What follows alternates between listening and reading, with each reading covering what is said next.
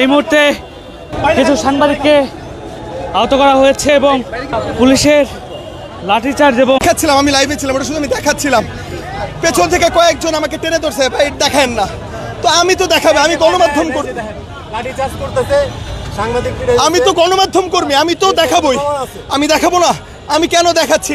পেছন থেকে উড়ে এসে এক কনস্টেবল আমার এই যে দেখেন আমার এটা ফুলাই ফেলছে, এখানে বাড়ি দিছে, আর কনস্টেবল আমার ঠিক সামনে দাঁড়াই আমার এখানে লাথি দিছে। আমরা কি তাদের শত্রু? আমরা কি পুলিশের শত্রু? হতে পারে নাই। এখন আমরা কেন একটা ঘটনা দেখাইতে গেলে তারা আমাদের উপর এরকম চড়াও হবে?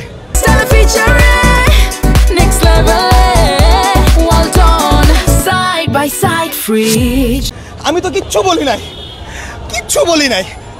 অন্যান্য সাংবাদিক কয়েকজন তারা বলতেছিল যে ভাই আমাদেরকে মারতেছে, মাসুদ ভাই টিসি মাসুদকে যখন প্রশ্ন করতেছিল কয়েকজন সাংবাদিক, আমি শুধু আমার ক্যামেরাটা আমি ধরেছিলাম, থেকে কয়েকজন আমাকে টেনে ধরলো, কনস্টেবল বললো যে ভাই সরে যান, দেখেন না, সরে যান।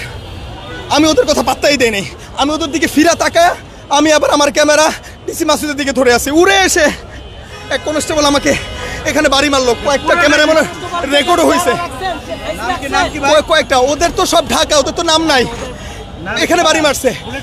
এইটাতে আমি ধরতে আরেকজন উড়ে এসে আমার মাথার মধ্যে ঘুষি মারছে, আরেকজন আমার ঠিক এখানে লাথি মারছে। ভাই আমি কেন দেখাবো না? একটা ঘটনা ঘটলে আমার কাজ কি? আমার কাজ তো দেখানো, আমি তো দেখাবোই। যদি বলে যে না আপনারা দেখাইতে পারবেন না, যদি নিয়ম করে দেয়, আমি দেখাবো না। কিন্তু আমি যেখানে চাকরি করি, আমার অফিস যদি আমাকে বলে, আমি তো অবশ্যই দেখাবো। আমার অফিসের প্রবলেম নাই, পুলিশ তো আগে থেকে বলে নাই যে আমাদের এগুলো দেখাইতে পারবেন না আপনারা, তাহলে দেখাইতাম না এগুলো। কেন রাস্তায় এনে মারার কি দরকার ভাই?